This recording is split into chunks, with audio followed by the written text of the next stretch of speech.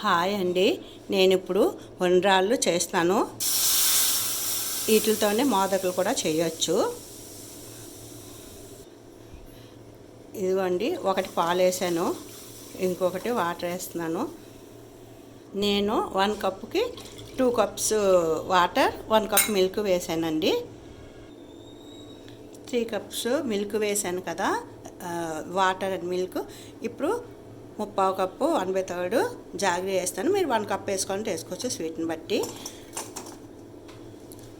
మీరు షుగర్ వేసుకోవాలంటే షుగర్ కూడా వేసుకోవచ్చు. నేను జాగ్రీ వేసాను. ఇది మెల్ట్ అయిన తర్వాత పౌడర్ వేయాలి. హాయ్ అండి, వాటర్ మరిగిపోయింది. ఇప్పుడు నేను పౌడర్ వేసి కలుపుతున్నాను. చూడండి, ఇది వేస్తూ కలుపుతూ ఉండాలి, లేదంటే ఉండకట్టేస్తుంది మనకి మోదకలు. ఇలా కలుపుతూ ఉండాలి.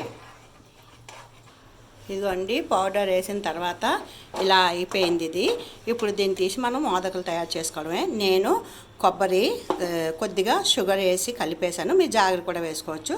వేసి ఇది కోట్ చేసేసి ఇప్పుడు నేను ఇది అందులో స్టఫ్ చేస్తానండి. స్టఫ్ చేసిన తర్వాత ఇది మీకు నేను చేసి చూపిస్తాను. ఇది చూడండి, ఇలాగా నేను ఈ పిండి ఇందులోని స్టఫ్ చేశాను.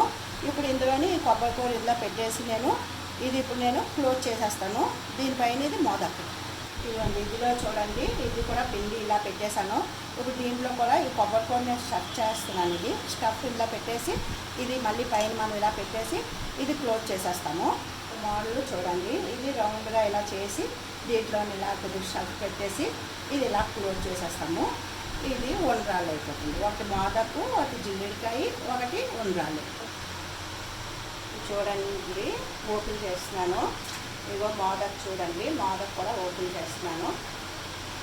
ఇదిగోండి, మన వినాయకుడికి ఇష్టమైన మోదకులు. నెక్స్ట్ జిల్లిడికాయ, ఉండ్రాళ్ళు చాలా ఈజీగా మనం చేసుకోవచ్చు. 1 cup powder, rice powder, 1 cup jaggery and 3 cups milk and water కలిపి చేయాలండి. అంతేనండి, ఇంతేనండి.